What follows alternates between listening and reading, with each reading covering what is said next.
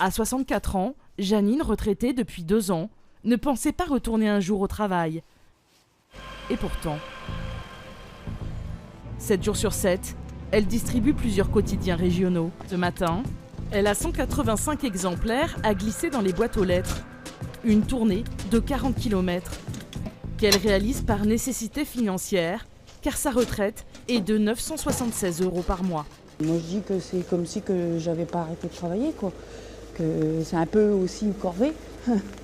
Parce que j'aimerais bien être chez moi et puis profiter de mes petits-enfants. Justement, là, la période des vacances scolaires, je peux pas. Donc voilà, c'est un peu toujours le même problème d'être obligé de travailler pour vivre, survivre. Et d'aller nous montrer. Et ça, c'est très important.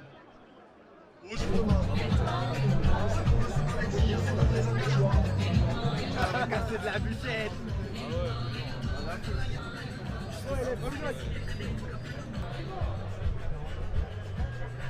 Les pilotes, tout comme les autres catégories de personnel, ont fait plusieurs années d'efforts et nous estimons aujourd'hui que nous devons avoir une augmentation qui nous permettrait au moins de rattraper l'inflation des 6 dernières années. Est-ce que tu sais quels sont les plus grands regrets des gens sur leur lit de mort?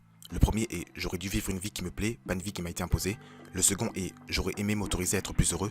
Et le troisième c'est « je regrette d'avoir travaillé si dur et de ne pas m'être plus investi dans mes passions ». Beaucoup trop de personnes subissent leur vie en se résignant sur elles-mêmes plutôt que de se prendre en charge et essayer d'améliorer leur qualité de vie. On a plus tendance à ne rien regretter au cours de sa vie, sauf lorsque l'on se retrouve sur notre lit de mort.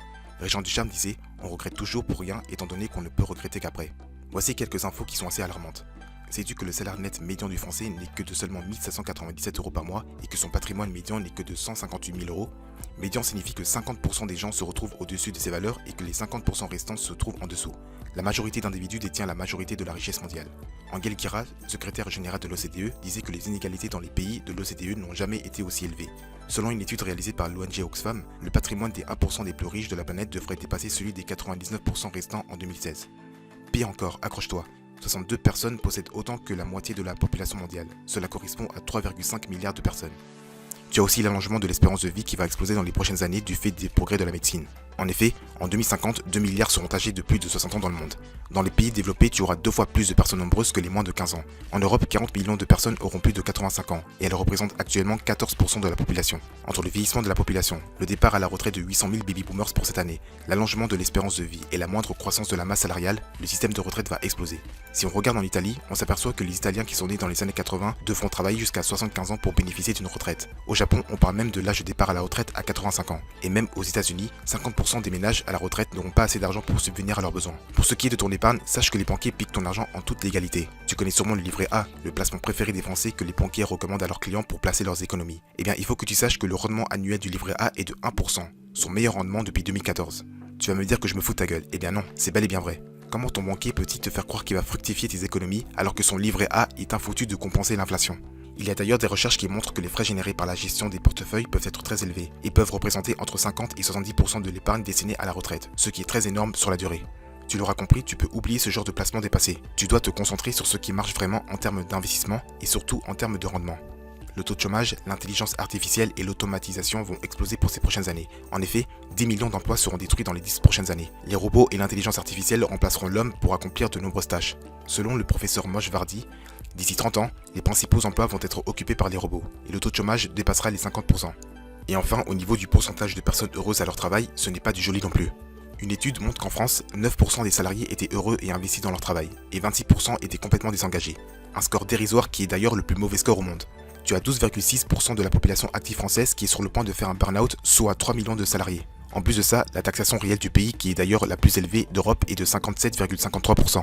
Et c'est les classes moyennes qui payent le plus gros des impôts. Les pauvres s'appauvrissent de plus en plus et les riches deviennent de plus en plus riches, tout en optimisant leur fiscalité. Thomas Piketty l'explique d'ailleurs très bien. Le système fiscal actuel a faiblement progressé jusqu'au niveau des classes moyennes. Puis il redevient régressif au sein des 5% les plus riches, soit 2,5 millions de personnes sur 50,4 millions. Et surtout à l'intérieur des 1% les plus riches, soit 0,5 millions de personnes. Aujourd'hui, se libérer financièrement ne doit plus être considéré comme un luxe mais une obligation. Peu de personnes pourront assurer leur vie jour et l'État-providence n'aideront pas éternellement les gens car il est condamné à disparaître. Les inégalités vont fortement augmenter durant les prochaines années. Les riches deviennent de plus en plus riches et la classe moyenne et populaire ne font que s'appauvrir chaque jour.